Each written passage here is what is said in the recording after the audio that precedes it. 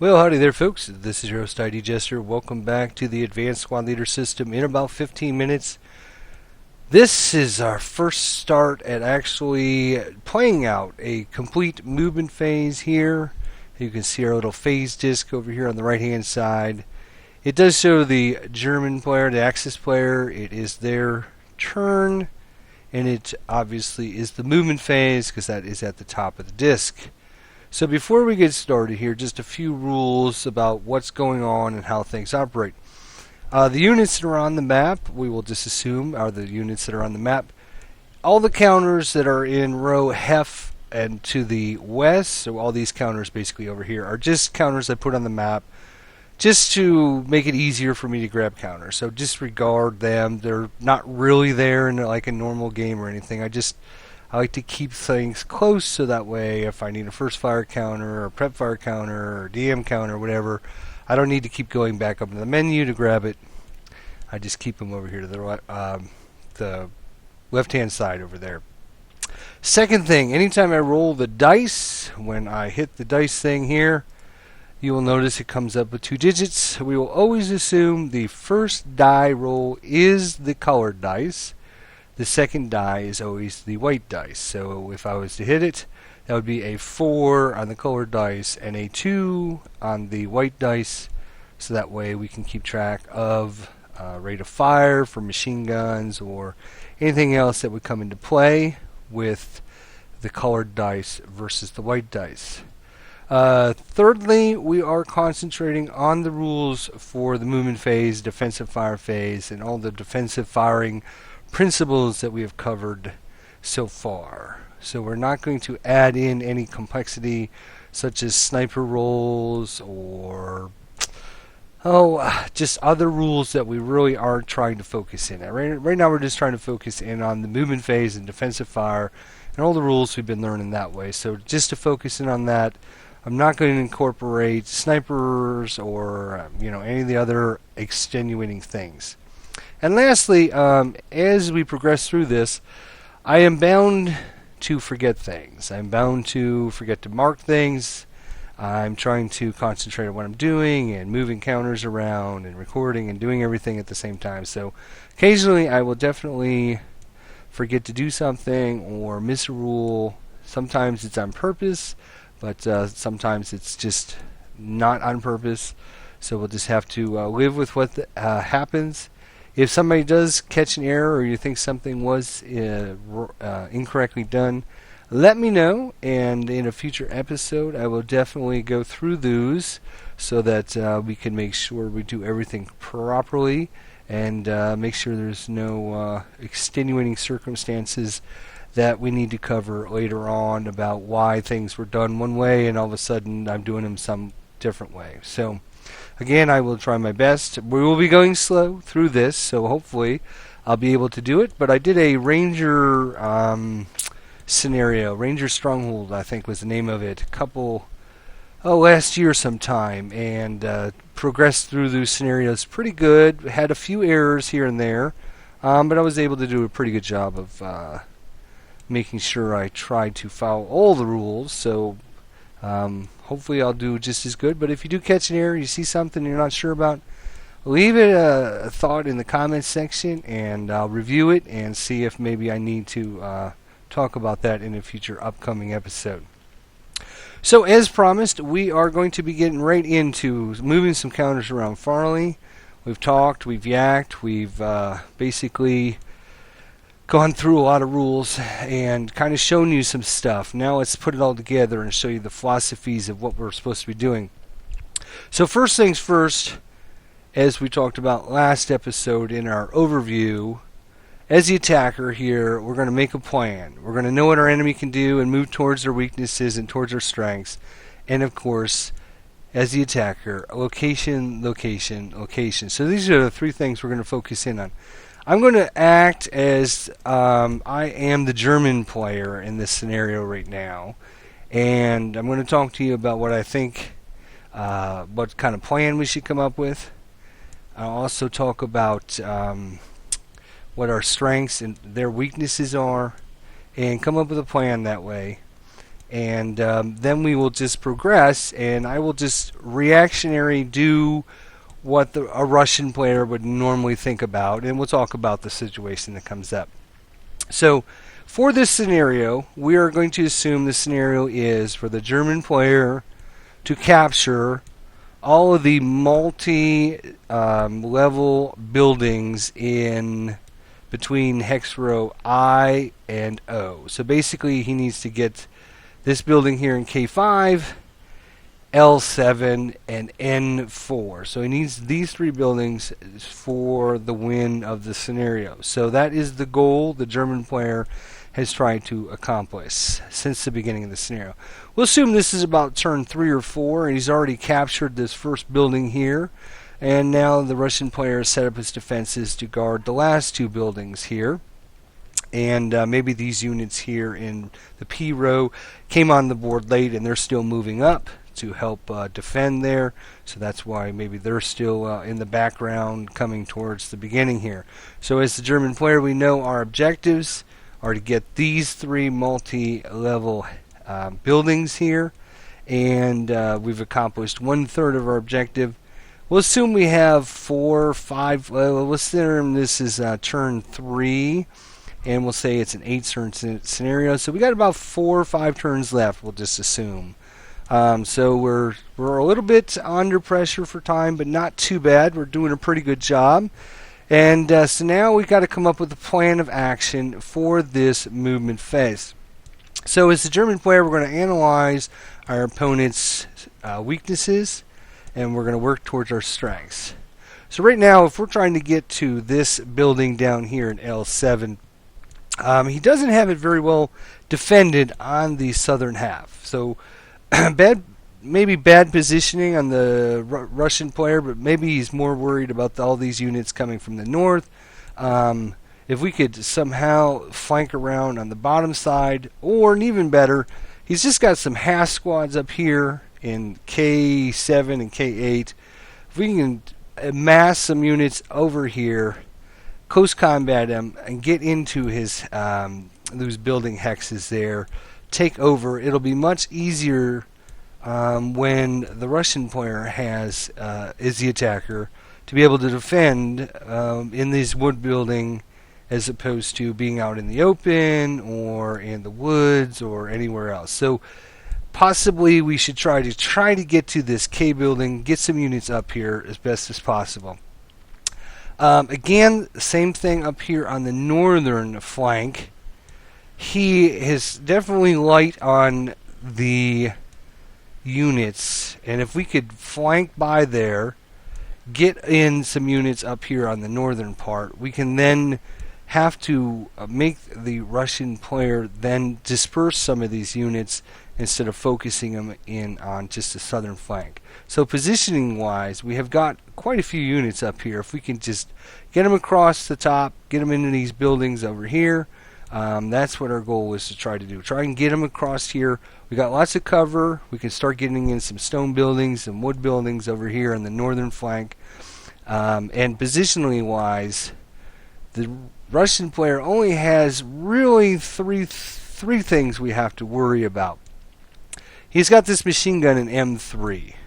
It's actually in, I think, a bad position. It'd probably be better off it be an M2, but for whatever reason, the Russian player has put it in an M3. Not covering that northern flank in M2 gives us an opportunity once we get by this death row here. Once we get by that, to then get our units completely in cover, and then also into these stone buildings, so it'll be that much harder for him to do any damage to us. Alternately, if we're having a hard time with getting units across, then what we should try to do is get some units in K2 and J2 and mass units in these buildings for an attack on this next defensive fire phase. We will be able to maybe fire group all these units together, hopefully take this unit out.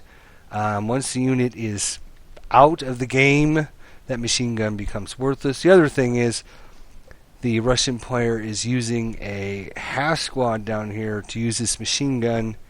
So he doesn't have very much firepower down here. He's just got 4 half squads and a leader with that machine gun. We don't know what's in this. We will just assume the German player in normal situations doesn't know what's underneath these concealment counters. So we don't know what exactly lies there. We've known the Russian players use this unit, so we knew that he has a squad under there. We're trying to remember. Yeah, it's a 6 something something. Yeah, oh yeah, 628.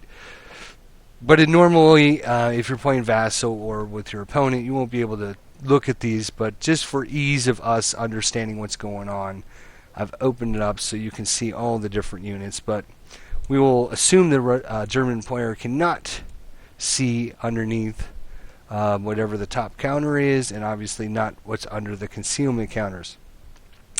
So the first thing we're going to do is we've come up with a plan. We know their strengths. We know our strengths. We know their weaknesses. We've got a game plan. Let's try and go towards it. So first thing we're going to do is we're going to activate this unit all the way up here in K1. It's a little half squad. We're going to activate this unit. We're going to move it into L0. First unit I move, and it wipes the whole board out. Well, the reason we are doing this is we are now putting the pressure on the Russian player to make a decision. What are you going to do, Mr. Russian player? We are assuming the Russian player wants to use his machine gun to set up a fire lane down this alleyway. And we're going to force him to do that because once he sets it up, remember the cancellation policy is he can't cancel it unless certain effects come into play. And so we could move up other units and not have to worry about that machine gun doing any damage to us.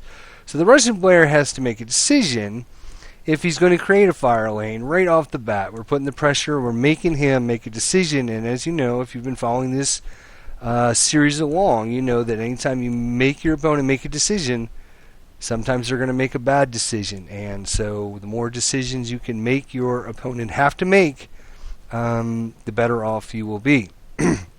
So as a Russian player, we see a lot of units here, and we know that, okay, well, we've set this up to be a fire lane, but if we create this fire lane, we have got severely limited firepower down here on the south end, and we're going to rely on 3 little half squads to protect everything else against all these German players. But can we pass up the opportunity to create a huge fire lane down this alleyway?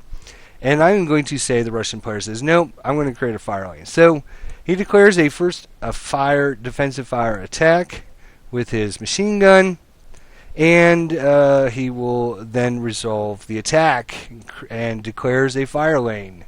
So remember, you have to declare that as well. Okay, pop it up. So we got 6 firepower, range of 12, obviously plenty of range there. We get a -1 because of the non-assault move. We don't get a move in the open bonus, and we get a -1 because of our leader. So we're going to be shooting 6 firepower with a -2 to the dice roll, and we will roll the dice. Let me just put in start of scenario. And so that way, if there we go. All right, here we go. So he declares that attack, declares a fire lane, and sets it up. He rolls a 6 and a 2, which is an 8. 8 -2 because of the modifiers is a 6 on the 6 column. 6 on the 6 column is a 1 morale check. All right. So we will resolve the 1 morale check for the Russian player here. His morale is 8. He's got a 1 morale check, so he's going to add 1 to the dice roll. He rolls a 7 plus 1 is 8, so that matches his morale. Hang on just a sec. Okay, sorry about that. So that unit has become... Oh, did not mean to do that. Let's undo that. I meant to clone it. Alright. So that unit has become pinned and ends his movement. We now are going to set up a fire lane. Remember our rule for fire lanes here. You're going to lose 1 column to your firepower, so it was on the 6 table. it goes down to the 4, so we will leave a 4 residual fire lane. So we will increase it from 1 to 2 to 4. Then we will rotate it. Nope, wrong way. That way. There we go, there we go, there we go. Keep it going. Alright. So, and then we have a first fire counter on the Russian player. Russian units that had just first fired there. Just as a note, if the Russian player had decided not to create a fire lane and was hoping to get his rate of fire, keep his rate of fire for that heavy machine gun, his heavy machine gun, you can see there in the box, is a 3. He did roll a 6 on the colored dice, so he would not have kept his rate of fire, and that unit would have not been able to do, would have been marked with the first fire counter. If he would have rolled, say, a 2 and then a 6 instead, and the 2 was on the colored dice, then he would have retained his rate of fire. He would not have been marked with the first fire counter. So, unfortunately for the Russian player, but now he's got a nice fire lane out there just waiting to go in case any of the German players decide to cross into it. But as the German player, we're kind of happy that he showed us his hand. He had a couple aces up his sleeve. He shows us his first ace. So now advantage us, because now he's only got 2 more aces that we know about. Unless he's got something hidden up his sleeve, which he might do. We might have something hidden up his sleeve if something under N5 there is ultra dangerous. But now we know that this guy is not going to be able to do anything else, and he's going to have to rely on these little half squads to defend against our onslaught. So now we've got 2 half squads, we've got 2 full squads, we have another full squad and a leader, we have another full squad. This squad here in H5 is a full squad with the heavy machine gun, but remember, they have already prep fired, so they have a prep fire counter, which means they cannot do any movement in the movement phase, and they cannot fire in the advanced fire phase. So this unit here in H5 and K2 are done for the turn. They won't be able to do anything else. So only those units that have not prep fired are allowed to move. So we've got a few units left to move up and get adjacent to K7 and 8. Try and take this building from the Russians during our coming turn here. So now we have to think about the best way to get these units up there without taking the least amount of damage. And we will look at that in the next episode, because our time is already up. They're flying by so fast. I can't believe it. It's already been 18 minutes, and it seems like we just started. In fact, we just did start. So, unfortunately, our time is up for the day. We will see you next time, where we continue looking at moving these German units up and see if we can get some more attacks under our belt and put some more pressure on the Russian player to show us how many aces he has up his sleeve.